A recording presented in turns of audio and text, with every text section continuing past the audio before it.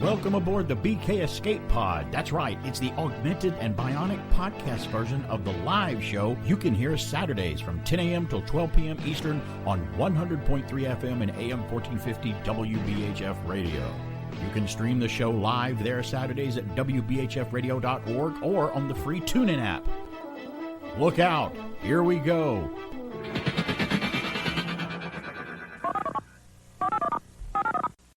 This is a rebroadcast of BK on the Air. If you hear a telephone number, please don't call, as you will become one with the dark side of the Force.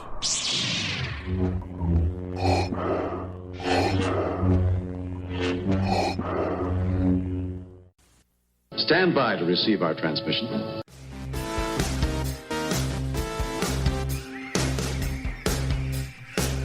Okay, you know, it's totally okay to do it now. I'm fine with all the Christmas stuff now. When you play the Christmas music and the putting up the decorations and starting that flood of Christmas cheer and Christmas attitude, and even writing Xmas instead of Christmas. I don't care. Whatever you want to do about Christmas, it's okay to do it, because for a long time, I just couldn't stand the whole, and it's not that I didn't like Christmas. It's just I used to have a job where I was surrounded by Christmas stuff being forced down my throat for 3+ months in a retail setting way back in the day, back in the late 80s, early 90s. And it took me, I don't know, about 20 years or so to cleanse that from my palate, you know. So I'm just now, last couple of years, I've just been able to go, okay, it's not like garlic to a vampire. It doesn't hurt me anymore to touch a peppermint stick or hear a Christmas song without bleeding from, you know, my ears and stuff. And like I say, it's got nothing to do with the holiday. I still think the reason for the season is wonderful. It was just the surrounding stuff that came with it, you know. And you had to get out of retail at one point too. I did. I feel sorry for people that have to do it, but you have to. I guess you have to train yourself for being in a certain mindset to be able to do that. Because just let's face it, if we only ate cake every day, or just forget that, not cake, just scrape the icing off the cake every day, we would get sick of that after so long. Even though it's really good, it tastes great, we'd be sick of it. I know people who love the retail industry. They look forward to finding the perfect gift with you. They stock the shelf. It's your passion. I'm not knocking you. It wasn't mine. I did it because it was a flexible schedule. It was easy to work around my college classes when they shifted. Yeah, when the first toy drop hit in early August. That's early. And I'm thinking, and I remember saying, I'm like, oh my God, I hate Christmas. And I wanted to slap myself sideways going, you don't hate Christmas. You hate Christmas shoppers. Right, yeah. You hate Christmas people. And you just hate the constant bombardment of the stuff over and over again. Again, it's like the icing. I mean, if it's Christmas every day, Christmas isn't special anymore. Right. It's got to be made into something special. Well, for me, it's kind of getting that way again. And I've always said, and you believe that too, we talked about this back in Thanksgiving a couple of weeks ago. Thanksgiving is Christmas without the gift giving and the buying and the retail commercialism and stuff, which I don't mind, you know, but because of COVID and the economy and things that happen, I know why retailers want to start Christmas earlier and earlier and earlier. I know why they want to do it, because they need to recover from whatever's going on. But I'm now okay with hearing the songs, and I'm getting back to work, because I missed that. I didn't like not liking it. I mean, I didn't like it. And I'm like, I hate being that way, because I didn't even want to put up a tree. You know, I'm like, that's bad. There's a tree somewhere else. I'll go to somebody else's house and see the tree. That's fine. It looks pretty there. Yeah, I don't have to worry about the whole thing. But now I'm finally getting back to where I'm like, oh my goodness, I looked at the tree and I thought it was pretty. I feel better about it. So we will talk about some Christmas stuff today. It is BK on the Air. I'll share some early memories about it. It's kind of a theme today I'll do is the theme I'll take today is it's beginning to look a lot like Christmas when, like in my hometown. I'm like, I knew it was getting close to Christmas, or Christmas was about to start, when I'd see and experience and talk about, enjoy some of these things that I'm going to bring up and talk about. A lot going on in the program today. An actor that was in Laverne and Shirley passed away. You'll know he was a great character actor on that show. I had a great nickname too, by the way. And I have a story about how the Home Alone house that was used in Home Alone is now available for you to rent from Airbnb, that actual house. How cool would it be to be in that house for Christmas, to rent it with all the Christmas decorations and stuff and do that? I was going to do this story last week, but I never got to it. Disney just spent $33 billion on something, and I'll promise you, I will do the story today. I'll tell you what it is. Alan said last weekend when I was editing the show, Alan goes, a new show? I'm like, no, it's not a new studio. Show. New studio. No, it's not a new studio. Who did they acquire this time? It's not an acquisition, but they already have the 6 rings. They don't, or the stones. What more is there? When I tell you what it is, it could be the precursor of buying another studio, but we don't know. You'll see what I mean when I talk about it. And I found a story today that I'll talk about, but I found it this week off MeTV. Remember, he passed away not too long ago. Felix Silla, the guy who played Cousin It, the actor who played Cousin It and Tweaky on Buck Rogers. He was in an iconic 80s movie doing something or filming a scene in one of our favorite 80s films that came out in 1984 and almost died filming it. And I had no idea that this happened to him. I'm going to tease that, have that story coming up. And the search for other life on other worlds tops the list of things that astronomers and people in space exploration plan to do for the next 10 years. They put that on the top of their list. I'm like, oh, that's kind of interesting. All right, I didn't know it wasn't on the list. Well, I don't know what. Yeah, I don't know what their number one thing was before gathering rocks or something. I don't know, but that's on the top of their list. We got that story. We talked about Ridley Scott's Blade Runner and Alien TV show last week, but I might hit on more details today. And some retro toys that may be hiding in your attic or your basement, depending on where you stock everything and all your junk in your house, that you might want to consider, hey, I can sell this on eBay and get lots of money for this because I don't want it anymore, and it might give you more money to spend for Christmas. You know what's crazy? That story. About 4 years ago, as my kids were starting to go to college, we were starting to clean out rooms. We went to the attic, and my wife was like, we don't need this dollhouse. They're not going to play. We don't need this farmhouse. I said, Suze, we're at that age now. Our girls within the next 5 to maybe 10 years may have kids of their own. Yeah. We should probably hang on to some of these. And we have hung on to some of the toys, knowing if they got to come visit, I can't believe saying this, Grandma and Grandpa. Jeez. By the way, what are you going to be? What are you? This is important, by the way. What are you going to be? You and your wife. What do you insist on being called? So for me, I don't have an insist. You don't really care. My wife, 1,000% does not want to be. Oh, they're going to call me Grumpy. Neither does Mrs. BK. She says if you call me you will not call me Granny or Grandma or anything like that. My wife does not want anything with Gran or Grand in the title. It's not Grandma. It's not Grandma. It's not Grammy. She goes, you can call me like I don't know, Miss Sunshine. I don't know. We should come up with something, but it's not going to be Grandma. They've already told me my name's Grumps. Which in turn will make the grandkids call her that even more often now because kids tell kids not to do anything. I have now the joke for the rest of our lives together saying, go ask Grandma. And then after you wipe the blood off of your head, you come back and go, oh, okay, it's okay. Why does Grandma always hit you after you say, go ask Grandma? I'm like, it's an inside joke. Who uses a wooden rolling pin anymore? That's so old-fashioned. Oh, no, she uses a cast iron skillet. That's all that it's for. Cast iron skillets aren't for just cooking anymore. Oh, no, it's a weapon. She hits you with a high C, right? The C note? Oh, I don't know what the note is. I'm not musical, but it rings out. I see birdies. Oh, look at the birdies. I see stars. You see birds. Always see something. Speaking on there, we're going to have more fun in the golden age of TV when we return. So don't go anywhere. I'm going to talk Christmas stuff, I promise. We'll return after these messages.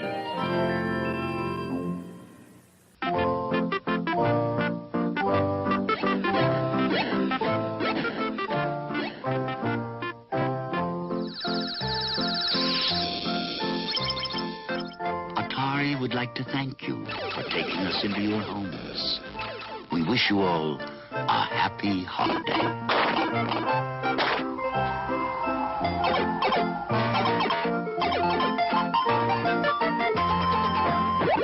Shall we play a game? Simon sets the pace. You follow right along. Light the lights that Simon lights, or he'll tell you that you're wrong. Simon's a computer. Simon has a brain. To either do what Simon says or else go down the drain. Simon is a master. He tells you what to do. But you can master Simon if you follow every clue. And if you think Simon's fun at the party, wait till you play it alone. Simon with 5 ways to play from NB Electronics.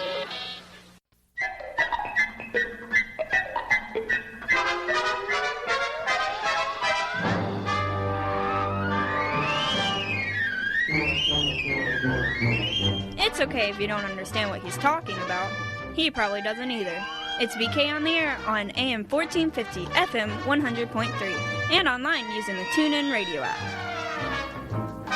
Oh, classic TV fans, Shelley Fabares has had one of entertainment's most prolific careers spanning decades. Her big break came in 1958 at age 14, playing Mary Stone on The Donna Reed Show. The niece of Nanette Fabares, Shelley branched out in 1962 when she hit the top of the music charts with the #1 song, Johnny Angel. Soon she was on the big screen with Elvis Presley, co-starring in Girl Happy, Clam Bake, and the 1966 movie Spin Out. In that film, Carl Betts, who played her dad on Donna Reed, once again played the role of her father. Eventually returning to television, Shelley guest starred on many popular shows like The Ghost and Mrs. Muir, Daniel Boone, and The Interns, starring her future husband, Mike Farrell. In 1972, her performance in the TV movie Brian's Song earned her a Golden Globe nomination. Soon after, Shelley landed a regular role on The Brian Keith Show. Appearances in episodes of Mannix, Love American Style, Mork and Mindy, and One Day at a Time soon followed. Then, playing Christine on the 1980s hit show Coach, Fabares gained 2 Emmy nominations. Looking at the amazing career of this gifted actress, I was shocked to find out she doesn't have a star on the Hollywood Walk of Fame. I then discovered the website allshelleyfabares.com. It pays loving tribute to her with the primary goal of landing Shelley that much-deserved honor on Hollywood Boulevard. This is Pat McCormick with your retro TV trivia from the Golden Rage of TV. You can also find me on YouTube and Facebook at Golden Rage of TV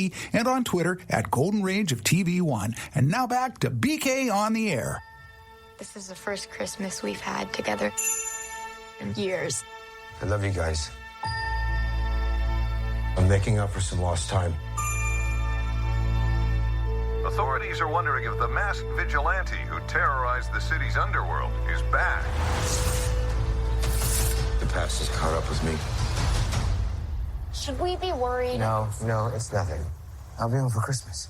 I promise. It's the most wonderful time. When I wore this suit, I made a whole lot of enemies. You're a Hawkeye. Who the hell are you? Some people have actually called me the world's greatest archer. Are you one of those people? It's the most wonderful. Hey, babe, I should be back in a day or two. Hang on a second. Things have gotten more complicated.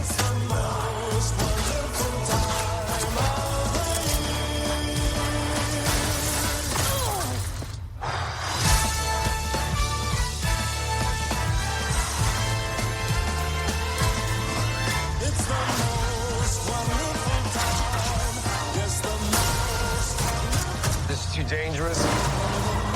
Definitely not this one. You don't have to say definitely like that. Holy shit. There are arrows more dangerous than that one?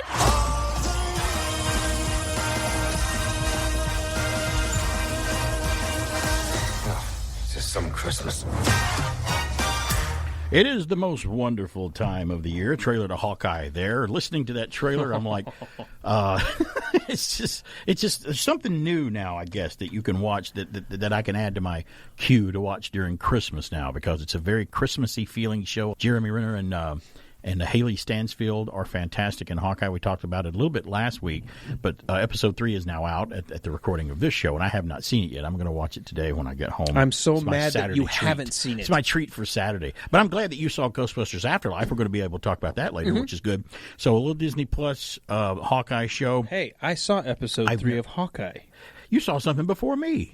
I can't believe you It's haven't seen it amazing. after I the don't believe that. cliffhanger ending. I just haven't had a chance to do it. I got busy this week, and I'm like, I'll just wait till this weekend and just watch Lost in Space and Hawkeye and everything. The new season 3 of Lost in Space has dropped too. I've got that to start watching. Did the whole season drop? Because I'll probably have to stop myself from binging the whole thing. I think the whole they do thing that did drop for Lost in Space. So if you haven't seen Hawkeye, watch it. It's got a very wonderful Christmas flair to it, because it takes place one day leading up to Christmas. It's the whole how the whole show is set Remember up. how with WandaVision I said what was so cool about it is it gave Elizabeth Olsen and Paul Bettany a chance to show some acting chops. Oh, yeah. Now, they we did, already know Jeremy Renner is an Academy Award-winning actor. He's very, very good.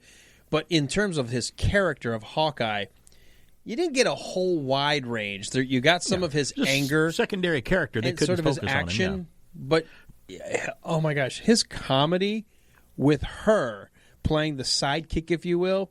Some of his just deadpan looks of like, why doesn't she just shut up? I mean, it's so good. But I'll tell you, episode 3. Because, the second one ends with we see a female with the tracksuit mafia guys. They're like, we've got them. Yeah. And she just kind of nods and tells them, go away. We get a little bit of her backstory, and Marvel does this so well. Just when you think this could be goofy or it's comic books come to life, they go into something so real and so you're just like... And then, that way, your villains don't feel flat. Your heroes don't feel perfect. It feels like they're real and they're dealing with real things, real histories. You're gonna love it. Your villains don't feel flat. That's cool. Unlike the last James Bond film that I just saw in the theater, No Time to Die, where the villain felt very flat. You mentioned Jeremy Renner being such a great actor. He is a good actor, and Haley in it with him is a fantastic actress, by the way, because if you've never seen the remake of True Grit with her and Jeff Bridges, she and everything else she's ever been in, I kind of want to call her the Jodie Foster of the modern era, because to me, Jodie Foster was one of the best actresses of my era growing up, because she was always just, no matter how bad the material was, and she was pretty good.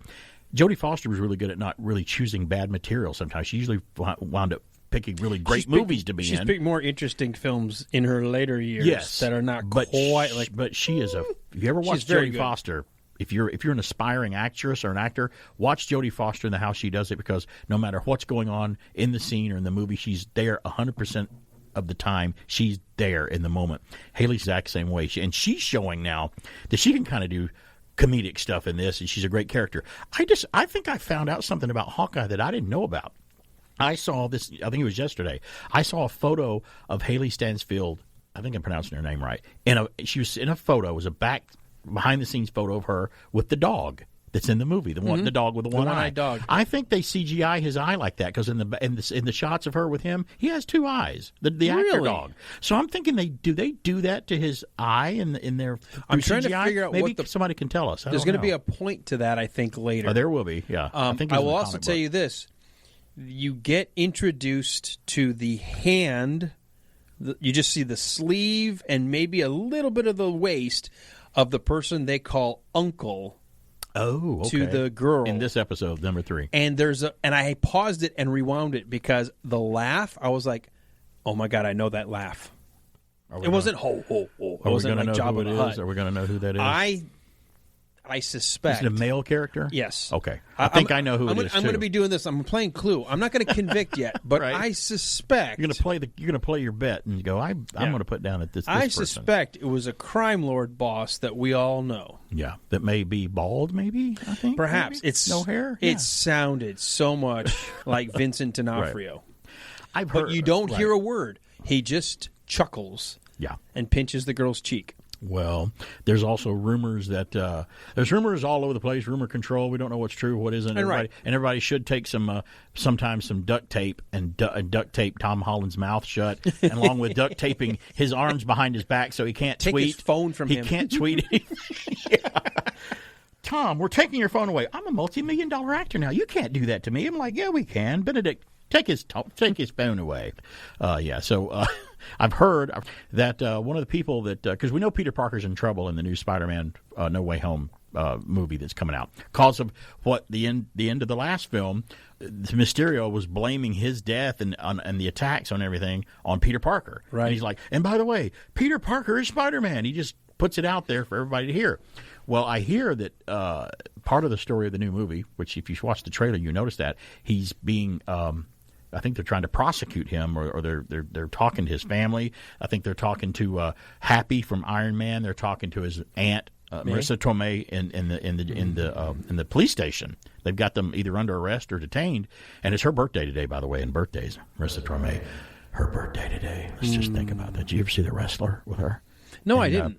You never saw The Wrestler? I've never seen The with Wrestler. Her and Mickey Rourke. That's a fantastic movie.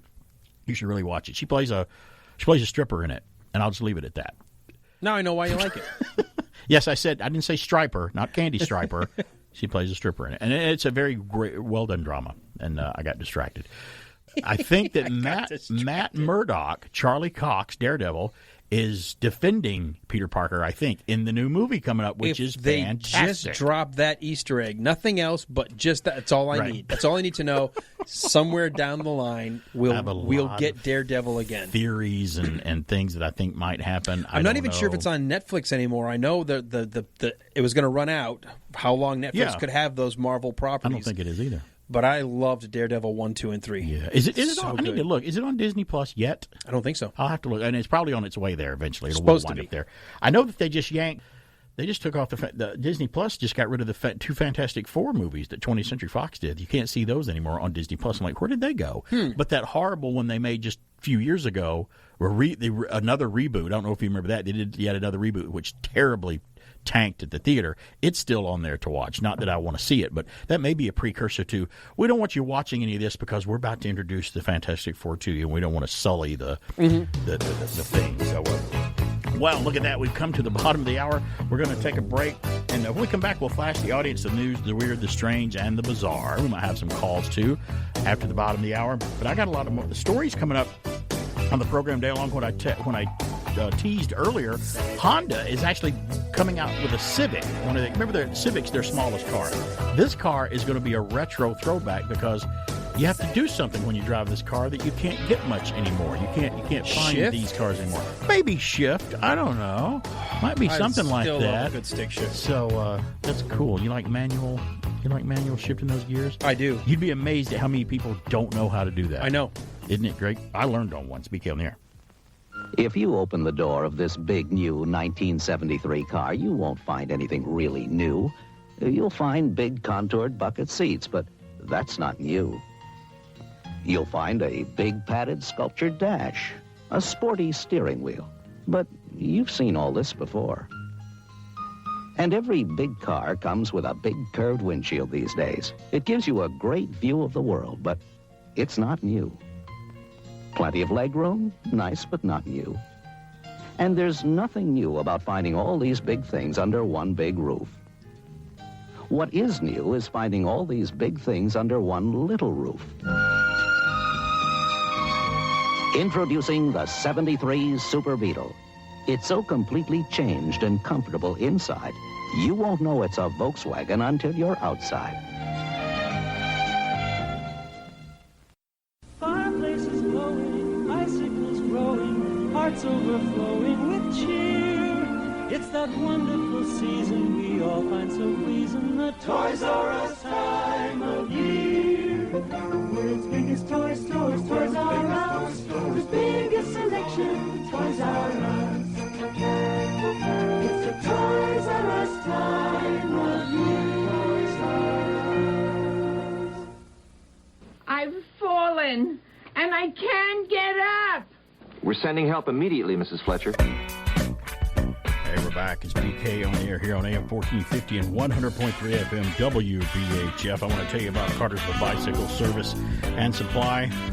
Those guys are great right now. They've got a great holiday offer for you from now until the end of the year. You got a few more days for this. It's only the early part of December. If you purchase a new bike at Cartersville Bicycle, you get a limb helmet for free. That's right. They're free. These helmets retail between $40 and $100. There's lots of styles and colors to choose from, and they've still got over 300 bicycles in stock on top of all that. There's no restrictions and no minimums on this deal. They're located at the corner of West Avenue and South Tennessee Street and open 7 days a week from 7:30 a.m. till 4 p.m. And you can call them at 470-315-BIKE. That's 470-315-2453. Or you can just search Cartersville Bicycle on Facebook. So get on down to Cartersville Bicycle where you can enjoy the ride, baby. And hey, what a great Christmas gift if somebody's been looking for a bike to pick up for Christmas. Mm-hmm. I mean, I know when you wrap a bike, you can tell what it is. Wrap it up, it's got the form of a bike. Do you bother it's like a tennis wrapping racket, it? you know? Don't you just put a big ribbon and just stick it? If you want to be a goofball funny guy like me, I would probably do that. But because I would do that. Like wrapping a tennis racket. It's like, that's obviously a tennis racket. I can tell what that is by the wrapping. Or, hey, if you got someone who's got a bike that just needs a little tweaking or service, get them a gift certificate or send them there, and pay for them getting it done or something like that. What a great Christmas gift for the bicycle. New owner, no owner, or longtime owner. My brother loves the idea of when it's an obvious gift, when he wraps it, He wraps every square inch with tape, so you have to spend a good 5 or 6 extra minutes trying to get at the gift. You're going to work for this. Yeah. You're going to work for Since opening you this already one know up. what it is. You just don't know, like, if it's a book or if it's a DVD. You're like, oh, it's a movie. Right. What movie? And it's like every square inch is hermetically sealed in tape. I did that one time. In the past, in a relationship I was in the past. I took a small gift that was like as small as like maybe a ring or whatever. It wasn't a ring, but it was that small of a box. And I put it in a box within a box within a box within a box. That's always fun to do. You can't do that every year because it kind of plays out, but and it takes too long to do. Let's just say that the person I did it for, well, Mrs. BK has such a better sense of humor than people in the past. I think it's so great. Yes, I'll just leave it at that. Know your audience. You must know your audience. Well, we know our audience here. It's BK on the Air. At least I like to know a lot of them and what they like to listen to. And I try to deliver every Saturday here at WBHF. But it's wonderful time. Something else that I do regularly at this time is we blast the audience to the news, the weird, the strange, the fun, and the bizarre. I have the first news from UPI. A British company raised awareness of electronics recycling and broke a Guinness World Record by assembling 1,496 recycled washing machines into a giant pyramid. Now, think about how heavy and big a washing machine is. They've never changed over the years, not too much anyway. Front loaders are a little different. Well, they got to be heavy when they start doing the spin cycle. Now, they may have taken the guts out of them because that's what makes them heavy, or the internal motors and stuff like that. And believe me, I used to deliver them back in the 80s. I know exactly how heavy they are. And even the older washers, they had to have a balance on the other side because when they do the spin cycle, the unit had to be balanced. So on some of the older, you know what they used on the other side inside the washer to balance it out where it wouldn't jump around when it would spin? A giant cinder block was just mounted under there on the other side. Not all of them did that, but I think it was Hot Point or GE. I don't know who did that. So that just made it heavier for us to deliver. They've all got either whether it's iron or cast iron or something to just because you have to have it when you got a load of stuff spinning. You don't want it like shuffling across the floor. And even still does now when you have the load in uneven. If you do it uneven, it's like, hey, why is my washing machine leaving? It's walking out the door. Well, Guinness World Record said Curry's PC World earned the record for the largest washing machine pyramid when it arranged the appliances into a pyramid measuring 44 feet 7 inches tall of these washing machines.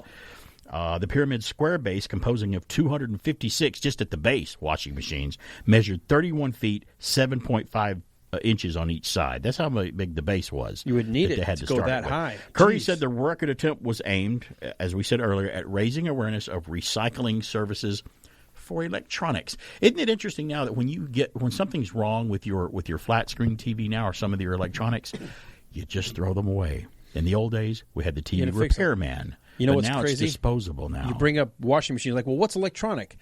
I had to download because we had a problem with our washing machine one time. It wasn't going through the cycles properly. Yeah. We call for a repair person, and they go, oh, we just have to reboot the motherboard. I'm like, huh? Wow. And you have to do the dial, like, one click this way, then 3, then one click, then 2, and then it goes into a reset mode. Then you have to do some more things, and then turn it on and turn it off in reset mode. I'm like, how much am I paying for this? He goes, this was a $75 charge. I'm like, I went online and printed out that exact set of instructions. I don't call them anymore. I know how to reboot. But my washing machine, not dishwasher, but my clothes washer had to be the motherboard had to be reset. It got stuck in some wash mode instead of the ones you set it for. There was a point in junior high school where when I was going through puberty that I didn't cycle properly either. And there was a problem with that. I'm not going to be doing any clicking of buttons on you. That can be somebody else's job. You know. What's in the past? Guess what? I'm okay now. In the meantime, I've got the next news. It's debatable. Move along, nothing to see here. A trio of Kansas sisters are celebrating after the youngest of them celebrated her 100th birthday. 100 years old. That still amazes the baby. Me. So what? She's the baby. She's the youngest out of the kids? Yes. Frances Compass, spelled not like a compass, but a K-O-M-P-U-S, Compass, celebrated her 100th birthday on November the 11th, following in the footsteps of her older sisters, Julia, who is 104, and Lucy, who is 102. Wow. Yes. I want to know what they're eating or where their genes came from. The sisters, who grew up on a farm in Beardsley, Kansas, said that they have witnessed many changes in the world in their lives, you think? Just 100 years of it. We have refrigerators and deep freezers. We didn't have those in the day. The centenarians all now have multiple children, grandchildren, and great-grandchildren. The women whose father lived to be age 98 said they have some ideas about how they managed to live past the century mark. It's in the family. Here's what they say. We eat well, and we pray, and we try to stay out of mischief. Well, I got one of those out of 3. Oh, I pray a lot. That's the one I have. It's funny you should bring up that one because that's the. You know what I pray for? Mm-hmm. I pray that I live long and I start eating right. Hopefully it'll kick in eventually. I do love the old Joe Tilley joke where he says, "You don't think there's prayer in school? Just wait for that surprise midterm." Them kids are praying all through that test. That's right. It always happened to me in school. I got the next news. From UPI, an Australian man broke a decade-old Guinness World Record when he let out a burp. Wait, that measured 112.4 decibels. Okay, so now I have something my youngest daughter can aspire to. She has got a 98-pound miniature petite gymnast frame and somehow can do the Barney, like when she burps, her lips are going blah, blah, blah, blah, blah. I'm like, how do you make that much noise out of such a small body? So can my sister. I'm like, how did you get that and I didn't get it? Because I'm like the big fat guy. You know, I'm the one that's supposed to be able to do that. You would think it would resonate. But I mean, don't get me wrong. I can rip off a pretty good one every now and then. But it's not like hers, I think can crack glass. I don't think it measures 112.4 decibels, though. Neville Sharp of Darwin, North Territory, said his wife encouraged him to go for the record, and he spent 5 years preparing by honing the strength and noise level of his belches. I thought he worked out by drinking a bunch of Coca-Colas and soft drinks or something like that, but no. I don't know how you prepare for that. Sharp said the most difficult part of the record was gathering the proper equipment to accurately measure the volume of his emissions. So he needs, he probably has to have an emissions test. You know, I would think he was working on the right net level of soda to Mentos ratio. Right, just to help, you know, and don't take any antacids or Tums. That would dilute that. You don't want to dilute that. But you have to get the right resonance because sometimes you could just open up and it's just air. Right, you got so much it comes out as. Sharp's record-breaking burp broke the record of 109. Do you know how loud 112 dBs is? That was set in 2009 by Paul Hun of Britain. So Great Britain's got the corner on the record of loud belches. That's interesting, I guess. So we're going to continue on with the weird flash the audience. We're going to take a break now, but when we come back, Alan will have one more news flash. This one's kind of interesting. It's kind of right up his alley. I think it's nice. But BK on there, we'll take a break, and I'll have more stories, one more news flash, and more crazy sinless. It did. It flew right over at you. BK on there. And now these messages. I can't believe I ate that whole thing. You ate it, Ralph. I can't believe I ate that whole thing. No, Ralph, I ate it. I can't believe I ate that whole thing. Take 2 Alka-Seltzer. Alka-Seltzer neutralizes all the acid your stomach has churned out. For your upset stomach and headache, take Alka-Seltzer and feel better fast. Did you drink your Alka-Seltzer? The whole thing. I'd like to talk to you about good things to eat, like Swiss cheese on a crisp Ritz cracker, or a chunk of ham on a crisp Ritz cracker. Peanut butter and jelly on a crisp Ritz cracker. Everything tastes great when it sits on a Ritz. You hungry? Then have some onion dip on a crisp Ritz cracker. Good cracker. Good cracker. From Nabisco. Good cracker. Good cracker. Your power from K-Tel is hot off the charts. 20 fantastic hits. Original stars. E.L.O. It's a living thing. England Dan and John Ford Coley. That's a forever without you. Gary Wright. Alice Cooper. War. Elvin Bishop. Boss Gag. And Kiss. You'll be a hard luck woman. Blue Oyster Cult. Brass Construction, ABBA, Silver Convention, Diana Ross, and Wild Cherry. Kenny Nolan. I like Doobie Brothers. It's Pure Power. 20 super hits, $6.99 from K-Tel. Paper cassette, $7.99.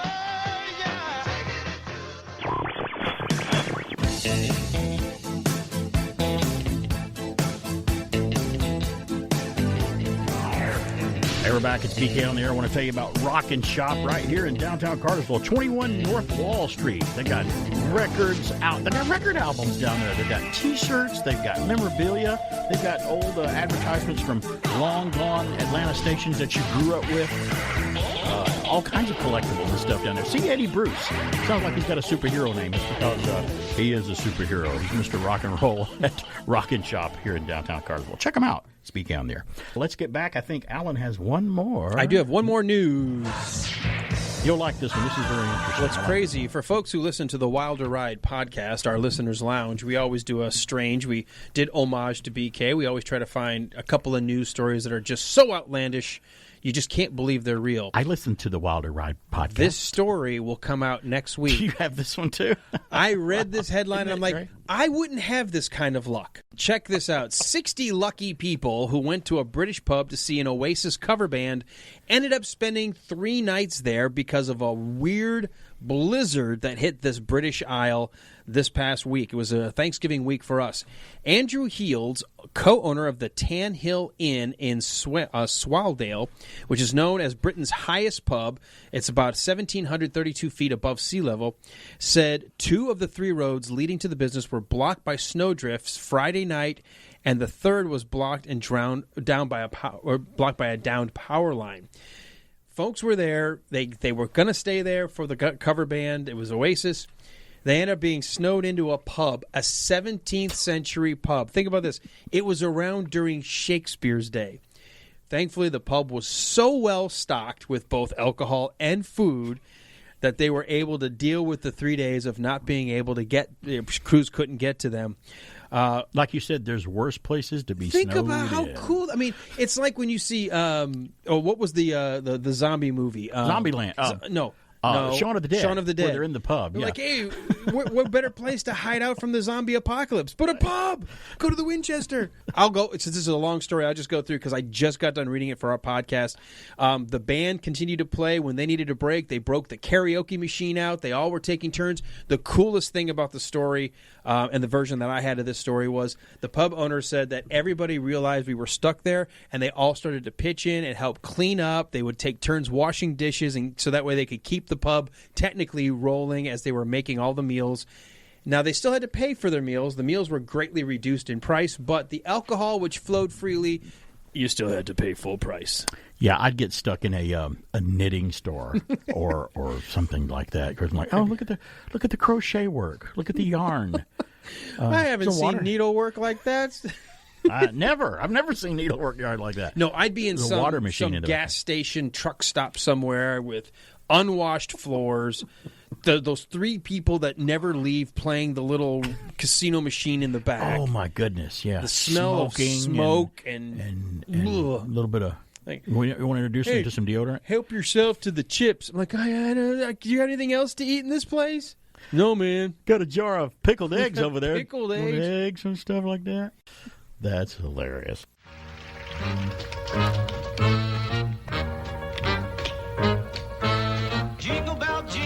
Jingle bell rock, jingle bells swing and jingle bells ring, snowing and blowing a bushel of fun.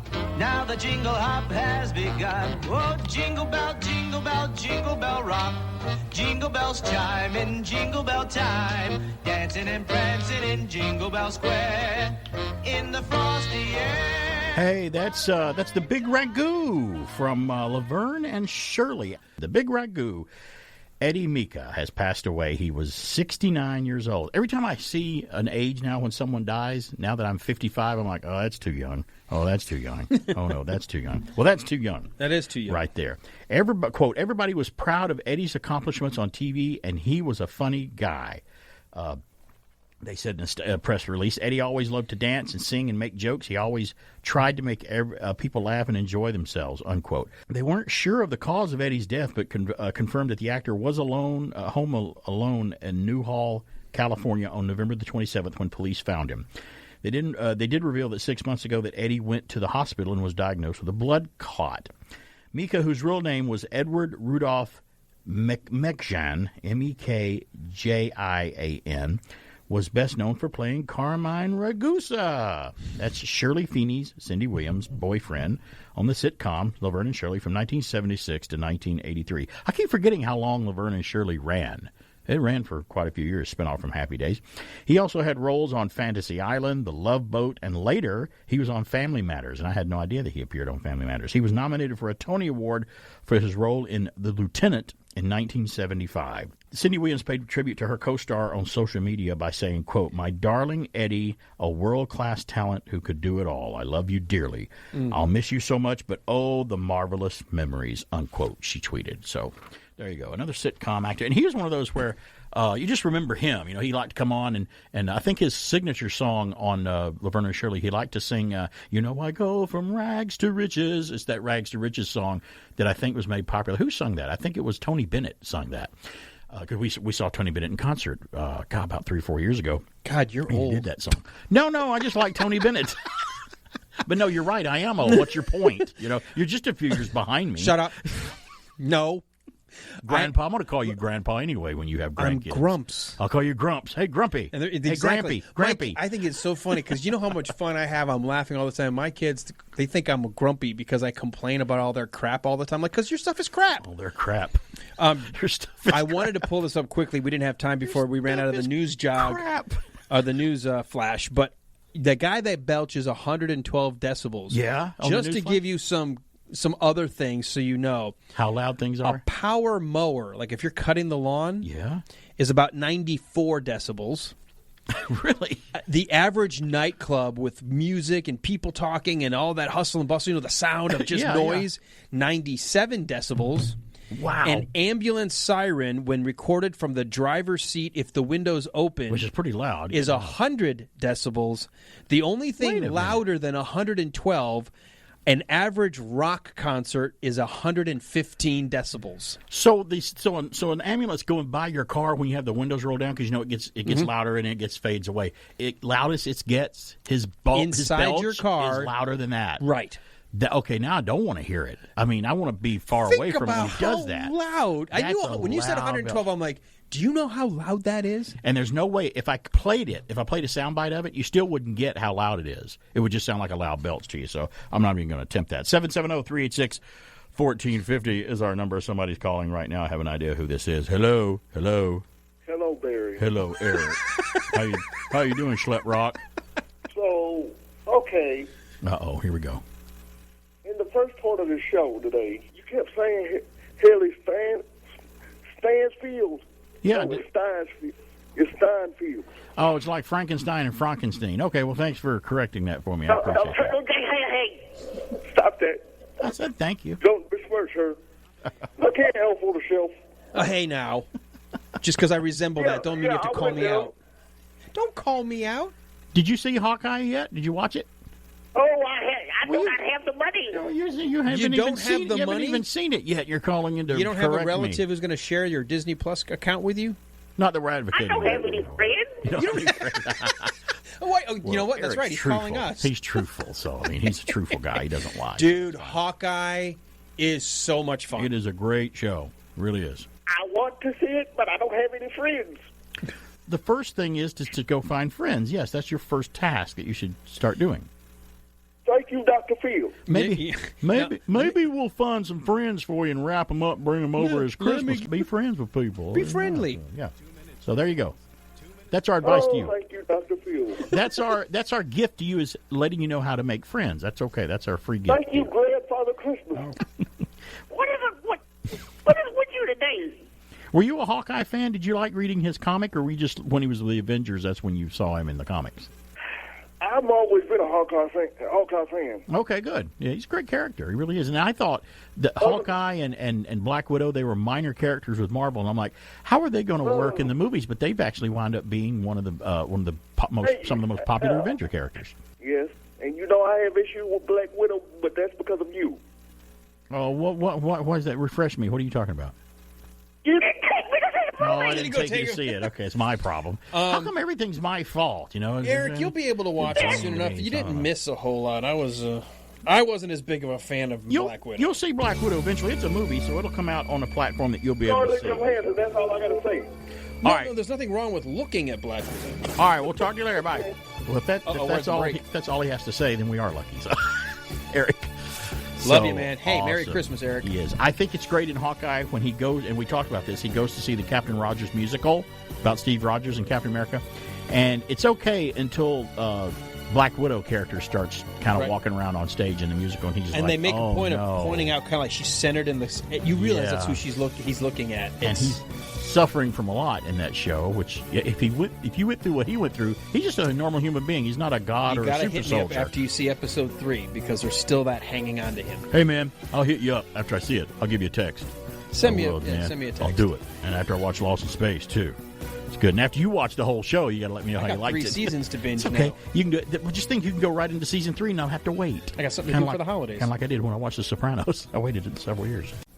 Get a stereo system for Christmas. Get a turntable, tape deck, speakers, receivers. Get a stereo for Christmas now because Crazy Eddie's Christmas sale is going on right now with prices so low he's practically giving stereos away. Shop around, check all the advertised specials, get the best prices you can find, then go to Crazy Eddie and he'll beat them. So get a stereo for Christmas. Get it now because Crazy Eddie's Christmas sale is on right now with prices that are insane. Crazy Eddie now with 10 great locations in Manhattan, the Bronx, Brooklyn, Syosset, Paramus, East Brunswick, Union, Westchester, Westbury.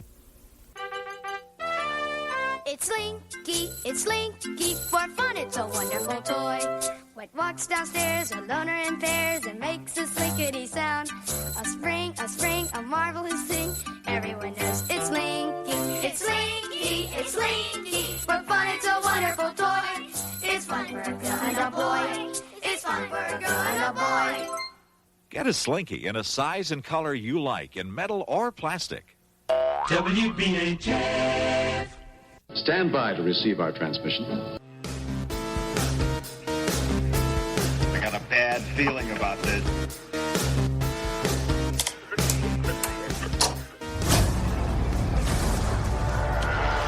Welcome to Star Wars Extra, bringing you the latest from across the Star Wars galaxy. I'm your host, Mike Mann. Hello there. With the highly anticipated release of the Book of Boba Fett series debuting in a few short weeks, details of the Mandalorian spinoff have been trickling out at an increasing yet still shadowy speed.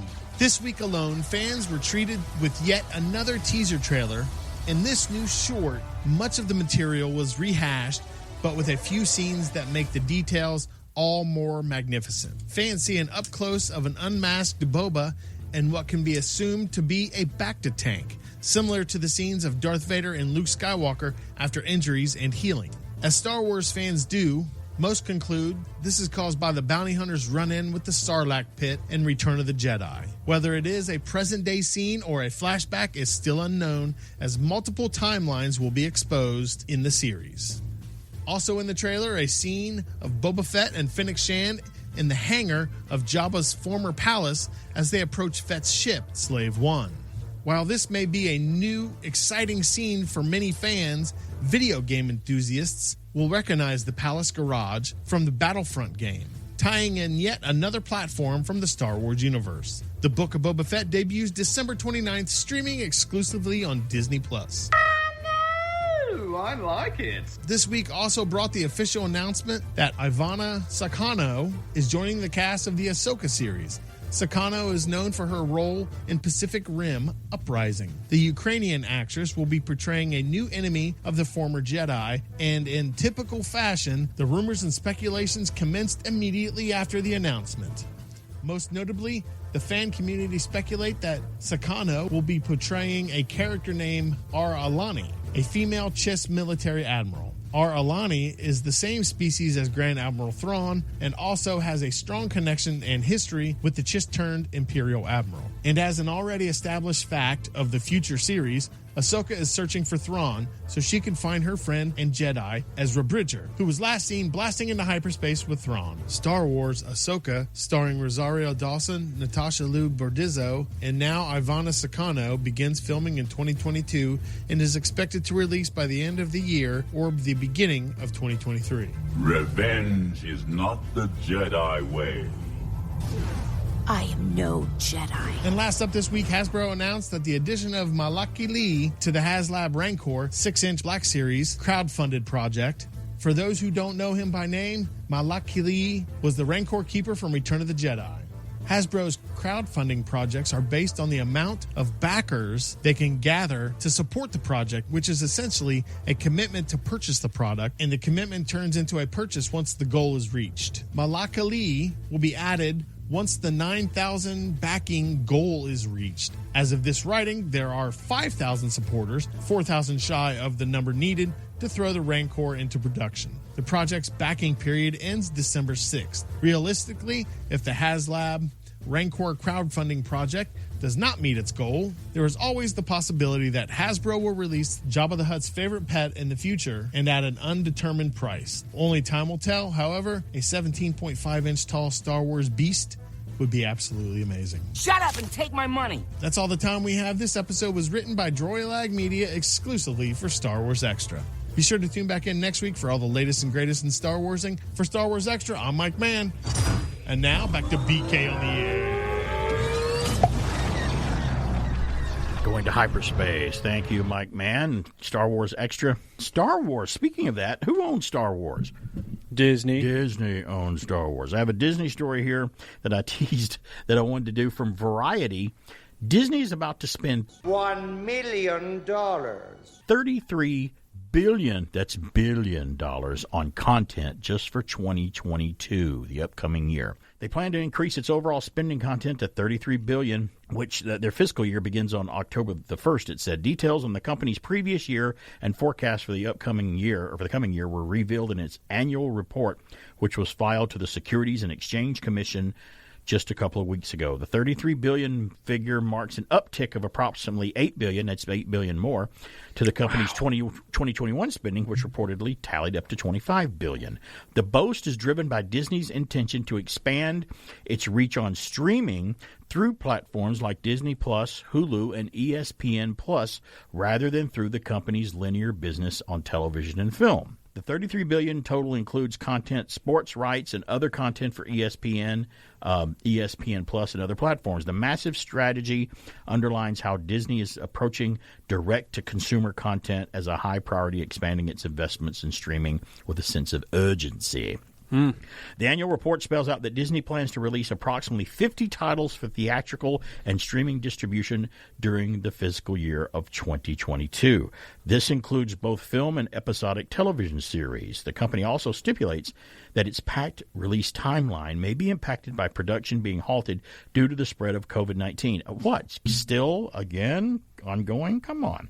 Disney produces motion pictures through Walt Disney Pictures, 20th Century Fox Studios, Marvel, Lucasfilm, Pixar, and Searchlight Pictures. I ran out of air there going through all that. As Disney shifts to a strong focus on direct-to-consumer business models, the company is stepping up content production and commissioning across the board to feed Disney Plus, Hulu, and other platforms. The company's general entertainment content unit estimates it will produce some 60 unscripted series, 30 comedy series, 25 drama series, 15 docu-series and limited series, 10 animated series, and 5 made-for-TV movies, and numerous shorts and specials throughout the 22 fiscal year. We don't know whether Disney's buying WBHF here, but we'll get back to you if we find details. Then that will happen. So we may have been bought, and we just don't know. They may not have told us, so I don't know. And they may not even know they bought us. Yeah, they may go. We don't. At some point, don't you just lose track? You're too big if you don't know what you own. You know, and I always tell people, you've got too much money. If you here's one thing that some people do. They have and I know some people do this. They have so many gift cards that they either let them expire or they forget they have them. I'm like, I'm just the type of person that I can account for every bit of money I have in my wallet in the bank. I always know, pretty close what I've got. And I don't think I've ever had a gift card long enough for it to expire. I use those things. I do not let things creep up on me. I always know what I have. Unlike Disney, who's so big they don't know what they own. Secretly, I guess. all those stores hope you do forget because they still got their money. I know, and that's terrible. And that's another reason I don't want to do it. I don't want to forget. So 770-386 is our number. Give us a call when we come back from a break. If you call right now, I can't take it. I can talk to you off the air. Jeff called us off the air and was telling us he was about to watch Hawkeye. here very soon. He's like, hey, I just want to let you know I'm going to watch Hawkeye. I'm like, okay. Has he watched all the Marvel movies? I don't know if he's seen the Marvel. You know who he is. He has. He said he's. If he has, then he'll be okay. Because you do need to know a little of his Ronin backstory. I did ask him, had he seen Lost in Space, and he said no. I said, please start watching it from episode 1, and now you can watch episode 3, season 3, and you don't have to wait. And it's a great series. So another one, like Ghostbusters Afterlife, it's another one of those things where it was updated from something from the past, but does it justice and is really great. Speaking on there, we'll be back with what I am looking forward to this Christmas. This Christmas, we're readier than ever to catch all the action with this brand new Kodak Extralight camera.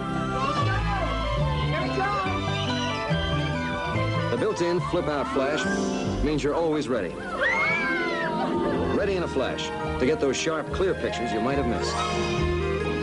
Catch all your Christmas fun with a Ready in a Flash Extra Light from those built-in flash people at Kodak. Do it at the gas. Get that do it up feeling. Do it up. And fall into Christmas values and great gift ideas for less.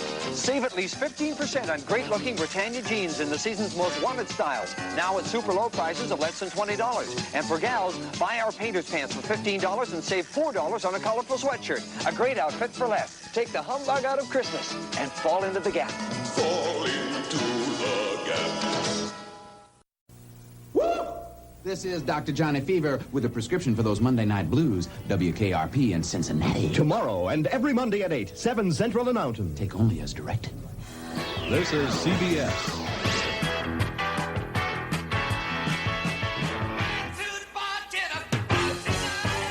Quiet, numbskulls, I'm broadcasting. Hey, we're back. It's BK on the air here, having a good time as usual on Saturdays. I love coming in here, and Christmas is getting closer now, so I can actually enjoy Christmas coming up, which is always good too. Let's do a little on this day in history. We always like to do this because I don't know, it's interesting to hear what happened on this day. And I'm only on the air one day a week. I can't do it every day, which would be more fun. But today is Saturday, December the 4th. On this day in history, in 1954, the first of these places is opened in Miami, Florida, in the United States. You want to take a guess at what? I'll give you. It's fast food. Right. Fast food restaurant opened its first location today in history. Sonic. Not Sonic. No, it's one of the big ones. Ooh, one of the real big ones. Well, and I'll give McDonald's. I'll give you a tagline hint. You can have it your way. Oh, Burger King. BK, Burger King. That's right. And by the way, to celebrate that, I think it was yesterday, and today's the last day, you can get a Whopper from Burger King. Maybe this is where we should go for lunch. For 37 cents. We can get a Whopper for 37 cents at Burger King. Today's the last day they're doing it. I think that's a done deal. Today's the last day they're doing it. I like a Whopper. Your Whopper's good at flame broil taste? Yeah, I love that. The imitation chargo Hey, strip. just so it tastes like it, I don't care. The only thing I don't like imitation like that are bacon bits. I hate the artificial bacon. The reddish-looking ones? Yeah, I like the... Look If like you can get the brand that's made out of real pistachio bacon. shells? Yeah. No, I That like tastes real dehydrated. bacon. On this day in history, 1981... a nighttime soap opera premiered on this day in history in 1981. Remember the nighttime soap shows? Was Can that you guess Dallas? which one it was? No, Dallas was premiered in the 70s. Okay, so This you and one- Dynasty? No, Or not Dynasty, but it's the same network as Falcon Dallas. Crest. Falcon Crest. Premiered on CBS TV. I got on the third try. Yeah, well, there was only so many of them. You had only one more to go. Go ask a millennial. They wouldn't have any idea what you're talking about. Well, they wouldn't know what a TV is. They say a flat screen.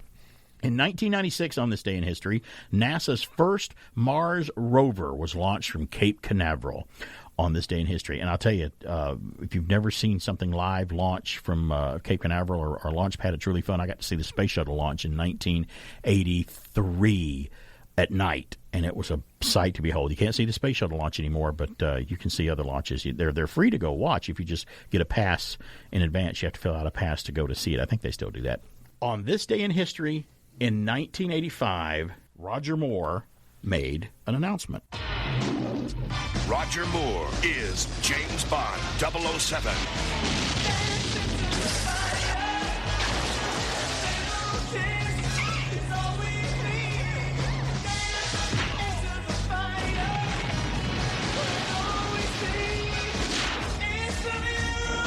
A View to a Kill. Title song by Duran Duran. That's right, James Bond 007 Roger Moore announced on this day in history that he would no longer be James Bond. A View to a Kill would be his last film. Very momentous when some of them says they're stepping down. He's still, to this day, the actor who has played Bond in more films than anybody else.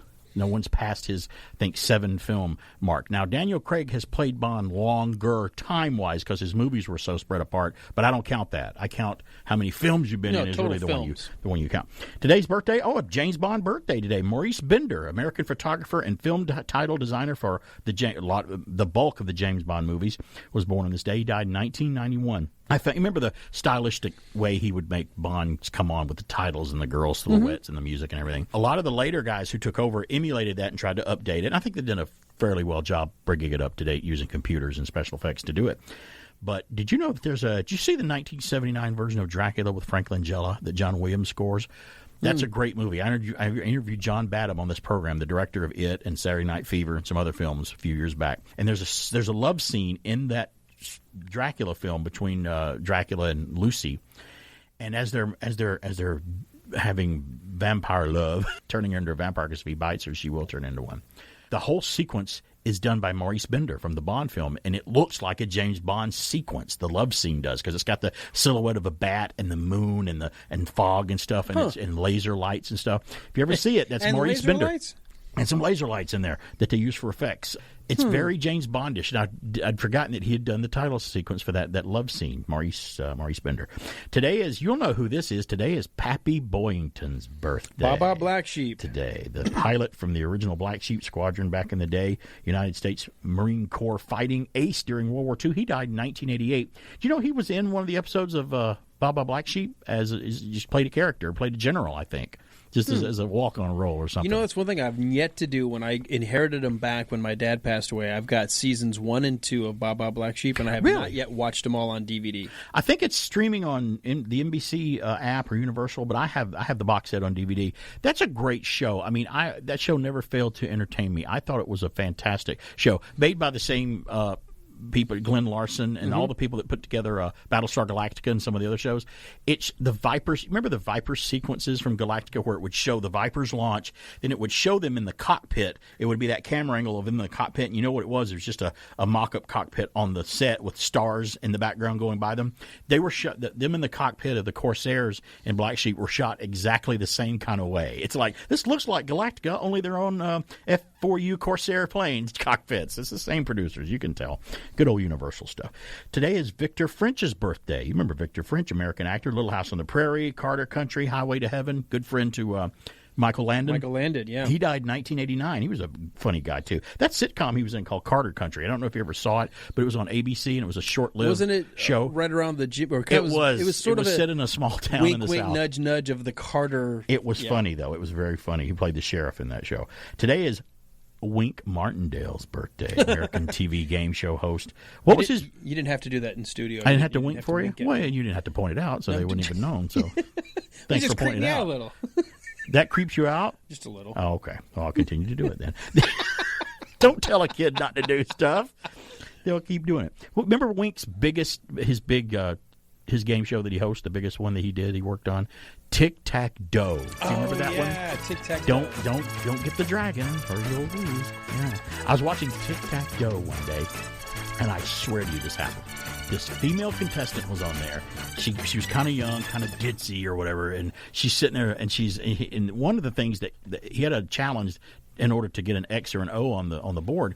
The thing behind him would open up, and there'd be a picture, and you just had to identify who it was. I think it was 1981 or 82, this episode, and I'm watching it, and he goes, you need to identify who this is. And the thing slid up behind him, and it was a giant photo of Harrison Ford in a leather jacket with a fedora and a whip over his shoulder. Okay? Who is that? Jones. Right. She didn't know who it was. Oh, she's like, no. I don't know. And I'm like, what? And I'm a kid there in 81 screaming, it's Indiana Jones! It's Indiana Jones! Are you crazy? It just, how do you not know this? I was beside myself. Today is Max Baer Jr.'s birthday today. Does that name ring a bell to you? No. He's an actor, producer. He played Jethro on the Beverly Hillbillies. Jethro Bodine. That might be why. I'm aware of the Beverly Hillbillies. He's aware. I've seen a handful of episodes. You need to go binge watch the Beverly Hillbillies. Yeah, like that's going to happen. Today is one of my favorite actors' birthday. He was in Against All Odds, Tron, Jagged Edge, Iron Man, True Grit. You know who I'm talking about? Jeff Jeff Bridges, who you plays left this. Big Lebowski off of the list. He plays a character that talks like this now in every film now. With a beard. He just looks scruffy in every film. In Iron Man, it was an angrier version of his Big Lebowski. He's like, Tony Stark was able to build this in a cave with a box of scraps. When he yelled that line in the film, it shocked me because he just kind of just blew up there and said it. You know, and you remember the actor who played the guy he's talking to? Do you remember who that is? Peter Billingsley from A Christmas Story. The kid in A Christmas Story plays in Iron Man as that scientist, and he's also in Spider-Man, who works with Mysterio. He's in that too. He's playing the same character. That's Peter Billingsley. I think all he did was, I want to do it like Lebowski, but I'm going to go bald, so that way I look completely I'll still different. have the beard, though. I'll still have a big bushy beard, but it's going to be bald. We mentioned this earlier. Another birthday today is Marissa Tomei's birthday today. That's a good day. We'll end with her birthday. There we go. My cousin Vinny, Spider-Man Homecoming. Well, all the Spider-Man I get films. to stop at her end? What? And the wrestler. She's is that what you just said? Yeah, we'll just end it with her. We'll end it with her. Today is now. Oh, we can celebrate this. Of course, we can celebrate this on the way out of the studio, right there in the lobby. It's National Cookie Day today, so we can probably just have one out there on the way out. Aren't there a batch of them out there from someone? Mm-hmm. We always have food here. We love it when people drop off food. It's Lately, great. Some folks have been sending some unhealthy things for us to have in the studio. And today is a great day for my dog and a lot of dogs around the world because today is National Sock Day. Your dog likes socks? My dog likes any clothing that happens to be in the floor somewhere that we have taken off that has our scent on it. Because we can come home, maybe Mrs. BK has changed clothes or something and left a sock or one of her shirts in the bedroom. And if my dog finds it, she'll just pick it up, come downstairs, and just it's in the living room on the floor because we know that she's been rolling on it. Because that's what she does. Oh, look, she's got my socks. Oh, she's got my T-shirt. But she doesn't destroy them or tear them up. She just moves them or just takes them with her. You know what? It's a sign of love. I just watched a YouTube video, 9 things your dogs do to let you know they love you. And one of the things was they love your scent so much that they may grab what you think is a nasty or dirty smelling or dirty clothes and lay on it, but it's because it smells so much like you to them that while you're not there, they would just rather. That's why they'll jump on your bed where you sleep, or they'll sit on the couch where you sit. Yep. It's because it reminds them of you. So don't get mad at them. No, don't get mad at them because and the things that you think are good, like perfume smells or disinfectant, or maybe oil, like what we use essential oil in our rug to make it smell better, like peppermint or something like that.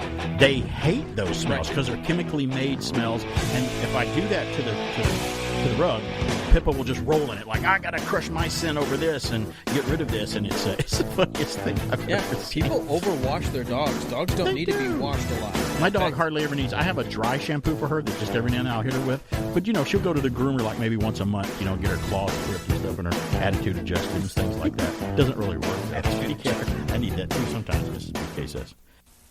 After these messages, we'll be right back. What's so special about an Oreo cookie? It's a creamy, licking chocolate sensation. O-R-E-O. It's a creamy, licking chocolate sensation. O-R-E-O. There's only one Oreo cookie. Creamy, luscious inside, real chocolate cookies outside. It's a creamy, licking chocolate sensation. O-R-E-O. Oreo cookies from Nabisco. America's cookie jar. I can put the wash on the line, feed the kids, get dressed, pass out the kisses, and get to work by 5 and 9. 'Cause I'm a woman, Anjali. Give her Anjali, the 8-hour perfume for the 24-hour woman. I can bring home the bacon, Anjali. Fry it up in a pan, Anjali. And never, never, never let you forget you're a man. 'Cause I'm a woman. Anjali, the 8-hour perfume for your 24-hour woman. You're listening to BK on the Air. This is Mrs. BK, and I'm not listening now because, well, I sleep in every Saturday morning. But I'll catch him later on the BK Escape Pod podcast. Now, back to that man of mine, BK on the air. Mwah. Talk about a Christmas gift. I've got one right there. Thank you, honey, for that sweet message. Sure, rub it in. What am I rubbing in? I never came close to you. I just winked at you. Wait a minute. That's all I did. That took a dark turn. Christmas is coming up, and I want to tell you how it begins to look a lot like Christmas, at least for me growing up, which I always loved. It always began to look a lot like Christmas for me in my hometown, because in my town, you know how some little towns, like we are here in Cartersville, and how they have them right now. I'm looking out the window and I see them. Each town has their own little telephone power pole decoration that they put up on every pole in town. My town had it was green. It was like green garland coming up, and it came around in like a hook shape, and it had little red and green little lit up little circular balls that hung on it that were lit up. But at the end, it was an old-time red-colored lantern that had a yellow bulb inside of it that flickered like a candle. That was my town's Christmas decor that was on every pole in town. Noel on it? No, it didn't have anything. It was just that. It was lit up. I've seen the other ones like that. But now, when I passed through my town a couple of years ago during Christmas, I noticed that they've since changed them. Probably long before. They've updated their decorations a little. But I'll always remember those, and I miss those because I always looked at them every year up on the telephone poles. Well, what's cool about being downtown now, because we lost all the lights around the poles because they were just fading and getting old. So, as a development authority, being on the board, we really put forth some money to buy industrial, commercial grade LED lights, and now they're all back decorated. And they're probably brighter. The poles, they're just beautiful. Well, I told you about the time that I was leaving your Christmas party a couple of years ago. It was a little foggy. And I came through town going home. We came through Cartersville. And as we crested that hill coming from the library side of town over there coming down, it was a little fog in the air. And as I come into downtown, I'm like, oh, I should have had the Nutcracker playing on the streaming in the car because it would have been perfect. It looked so Christmassy and nice and beautiful. That's something about that. That's just one of the things. The other thing is we would have the Sears Christmas catalog in the house, and I was always flip through it and go, oh, let me get the Sears Christmas catalog. That way I can look at all the stuff that I won't get for Christmas that I want, which is great. Maybe one thing that I might get. So the Sears catalog was great. Our local Sears that we had in a town that wasn't too far away from us so that we would go shop. When Sears started to decorate Christmassy, that was another way that I'm like, oh, it's beginning to look a lot like Christmas. This is getting close. I love it because I feel good about that. We were both raised by low middle income, where Kmart, Sears, the old Hudson's, Western Auto, all those local ones you remember. That's where we would get all of our clothes, and so you became known as the Tough Skins kid or the Trax shoes wearing kid. Right. Get me a Western Auto we both wagon. Know what blue light specials are, and that's not because you got pulled over. No, blue light special in Kmart meant something good. Yeah. If you were in the store eating your little soft pretzel and your Slurpee and you hear the blue light special, like, right now for Kmart shoppers, aisle 13, we are offering blah. And then you're like, Ma, we got it. We don't do that. I was mesmerized. We don't do that anymore. I was mesmerized by the blue light at Kmart because I wanted it. I wanted to take it home with me. I'm like, can I have that blue light? I can't wait for Christmas. Remember how long it took for Christmas to get here? Yeah, I'm trying to get back to that mindset. I'm slowly getting back into that, which is good. I'm not dreading anymore. But yeah, when Sears would put up their Christmas decoration, and they had a big tree that they would put up every year, my town would put up its big Christmas tree right in front of the courthouse on the town square. It's just that meant Christmas is on its way. Christmas is coming. In our local downtown area where I grew up, the bank, the local bank, which back then used to be the only bank in town, it would have Santa Claus at the bank. That's, you go do your banking or whatever. And Mom would go to the bank and do something. She's like, oh, Santa's here. Go sit on his lap and tell him what you want. And thank goodness that there are about 3 or 4 years in a row that Mom took a photo of us, and we still have them with that Santa Claus. I think it's probably different Santa Clauses. But photos of us sitting on his lap telling him what we want for Christmas. It's so great. So when Santa was at the bank downtown, I knew it was beginning to look a lot like Christmas.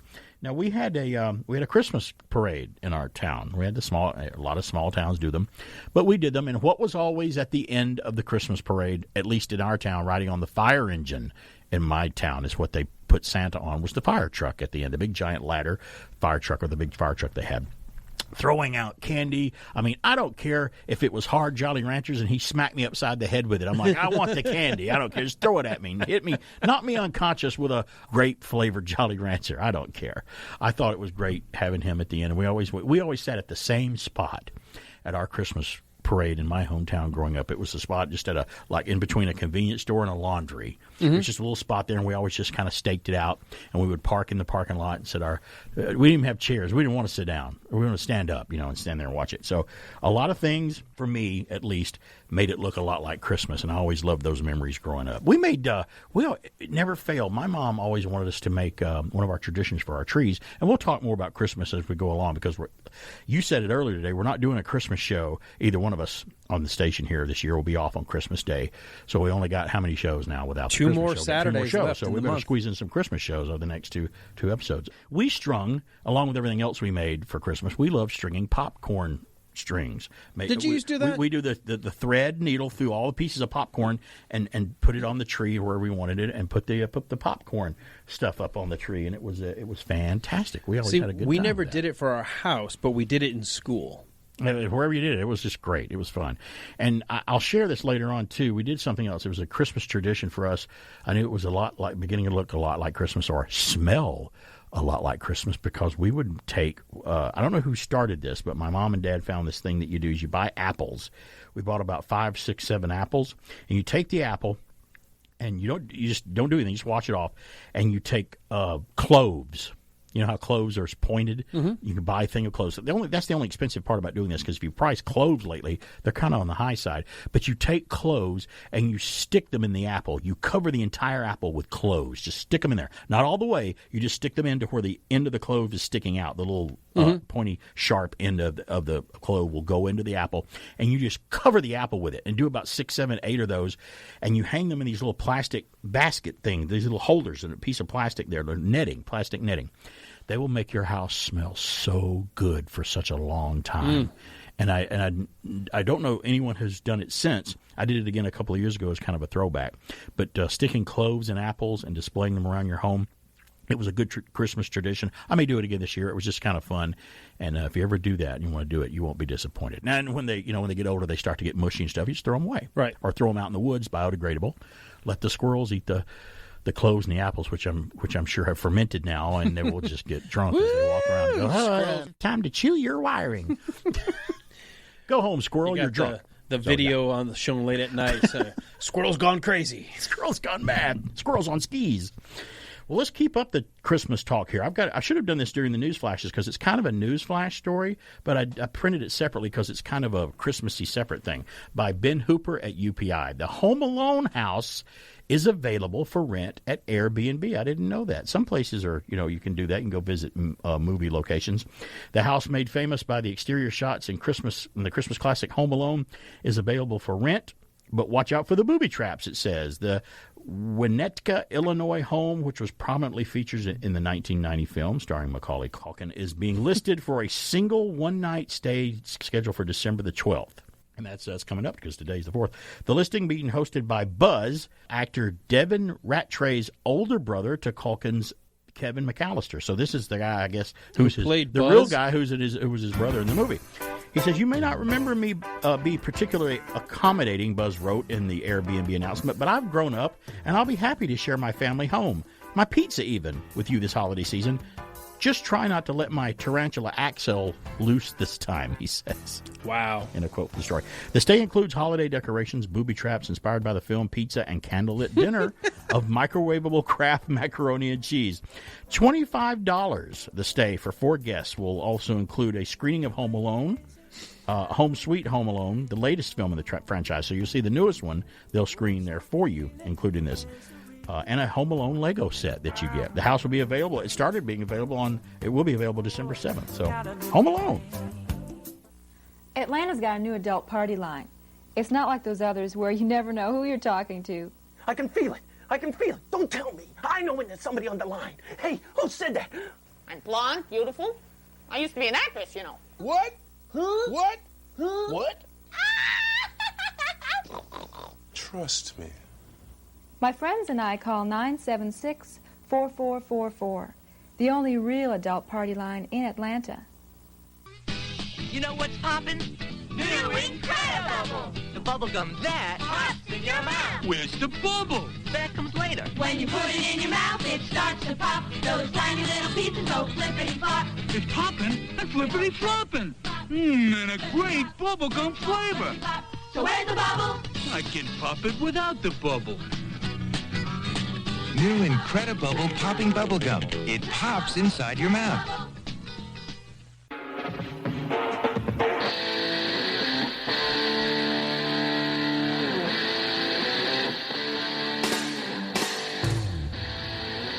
Excuse me while I whip this out. Hey ho, watch it there, speaking of there. We're back. Hey, you want to go see some movies? Classic films that are in the theater from flashbackcinema.com right quick. You can go see National Lampoon's Christmas Vacation starting tomorrow. And on Wednesday, December the 8th, you can see National Lampoon's Christmas Vacation in the theater. You can also see The Matrix, thanks to them, December 12th. Sunday, December 12th, and Wednesday for Resurrection. December the 15th. That's right. And we saw a trailer for Resurrection when we went to see Ghostbusters Afterlife last weekend. You can also see one of my favorite Christmas films, and when we count them down, this one's always on my top 5, top 10 list. Jimmy Stewart, It's a Wonderful Life. You can see it in the theater if you've never seen it before, an old movie. I don't care what it is. If you get a chance to go see a really old film in the theater, like they did it way back then, go check it out because you can make an evening of it, and it would be fun. And you can celebrate Christmas by doing it this year. Sunday, December 19th, the 22nd, and the 24th on Christmas Eve. You can go see It's a Wonderful Life thanks to flashbackcinema.com. Go there to their website, look up where they may be playing, and they'll tell you exactly where you'll be able to see all those films if you want to go out one night and have a good retro movie night, which is all we were doing during the height of 2020 during the pandemic, is seeing old films, which I had a ball doing that. You know, I was able to see The Empire Strikes Back on the big screen. Raiders of the Lost Ark was playing at one point. I saw Jaws for the first time ever. That's right. I had never seen it in the theater. Oh, that's awesome. I forgot about that. And I brought my girls, my two oldest, because they loved the movie after we had one of those movie watchings, like when they were going through their horror list. Oh, yeah. And they were just as... I mean, it was such a fun ride to just watch that movie on the big screen. It was like, I think it was like 4 or 5 years ago, I got to go see Jaws at the Fox Theater in Atlanta, the big theater. And you know how big the Fox is? Place was almost sold out for a movie that's over 40 years old that most, I'm sure, had already seen it. And it was fun. And I was watching one lady watch it, and I'm like, she's either just really scared of Jaws every time she watches it, or she's watching it for the first time. I don't know which, but it was fun to see her reaction to all the scenes of Jaws, which was great. Well, it is the time of year. The Christmas season's got us by the throats again, or coming up to creeping up on it here in December.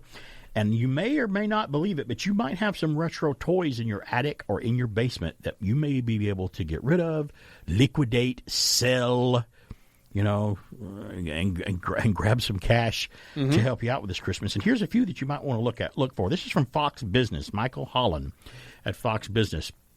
You might have been rich as a kid and didn't even know it. Well, many people consider the memories that they made playing with their favorite childhood toys to be priceless, but some of them can fetch amazingly high prices. For anyone hoping to pull their old action figures, dolls, or board games out of their parents' attics or basement and sell them and then retire, that probably won't happen unless you've got some really, really great ones and a bunch of them. Still, there are more toys than people may realize that are worth hundreds, if not thousands of dollars. And here's just a few. This is not all of them. This is just a few. How about Buzz Lightyear from Toy Story? Prices on the original Buzz Lightyear action figures have gone to infinity and beyond based on recent eBay sales. That's where most of these figures come in.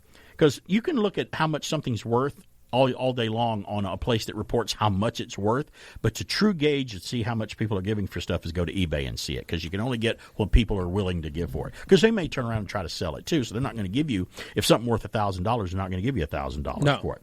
Recent eBay sales of the original Buzz Lightyear, they're fetching between $150 and $200 a piece for the talking Buzz Lightyear from 1995. And my kids had one. 1995. It didn't survive. It was used and played with like a toy's supposed to be. But. How about Polly Pocket? Polly Pocket was a line of toys from the late 1980s. Are you kidding me? I'm not even familiar with that. Are you familiar with Polly Pocket? My girls, Sophie had so many Polly Pockets. Oh, my God. Those from the late 1980s that built small play sets for tiny dolls into small cases based on makeup powder compacts.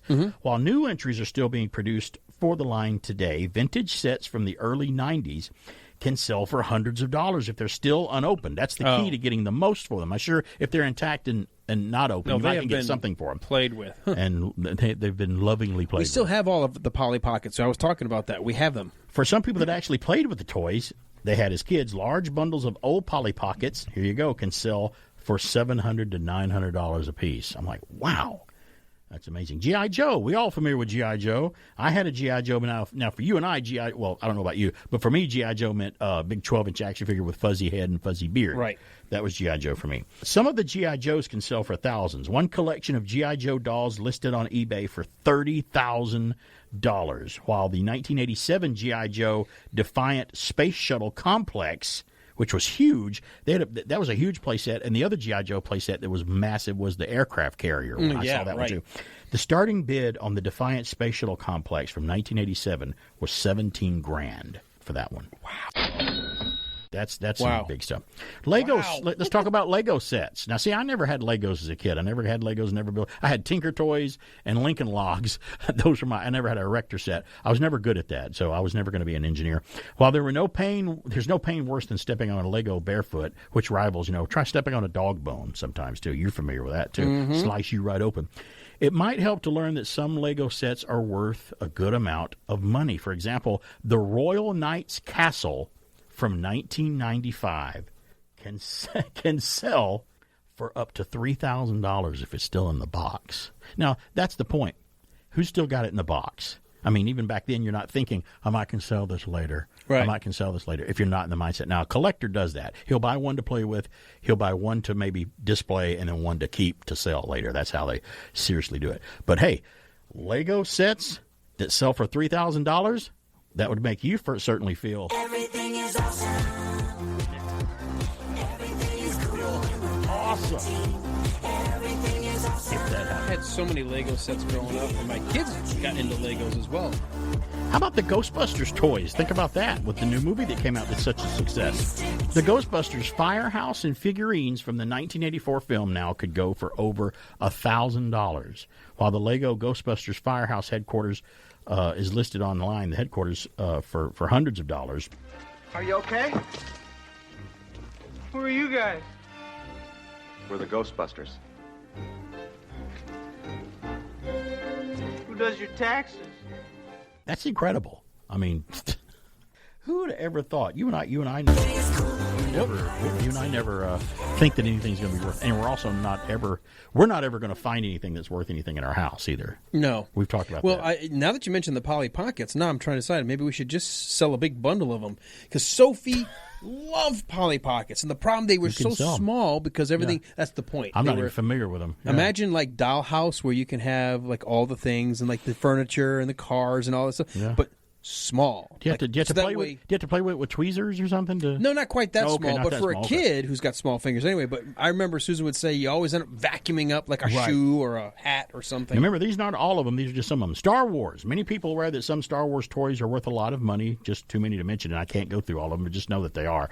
But other popular science fiction movies from the 70s also have a toy line that gained a lot of value. If you have a lot of the original unopened toys from The Black Hole or Star Trek the Motion Picture, two films that weren't necessarily movies where kids would play with the action figures, but now if you have toys from those two movies that are in mint condition and maybe unopened, they're incredibly expensive at auctions to obtain. But believe it or not, Alien from 1979. Kenner released a single action figure of the monster Alien. Since it was based on an R-rated movie figure, the toy wasn't a huge hit. Kids didn't even know what it was. I had a cousin who had Why would one. you play with this when you can't even go see the movie? I loved he had the little Plus, trigger on the back of his head and then make his mouth pop out. Definitely fun to interact with Barbie with. I think it would be very cool, too. Unless Barbie was wearing Ripley clothes. I didn't know anything about the movie, but that alien ate every one of the other...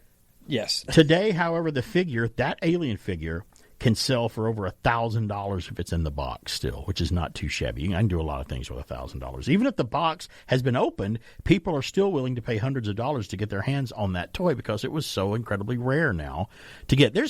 There are advertisements in comic books and stuff you can look up on eBay. Just do an image search of it's a picture of kids holding the little alien creature with the jaw coming out of its mouth, just having fun playing with it. Hey, look, this thing can kill you to take you back to be cocooned up with a face hugger and blow your chest out. Isn't that great? What's wild is because we didn't have, at least I didn't have access to a lot of like the movie photo books, and Alien was such a shrouded character.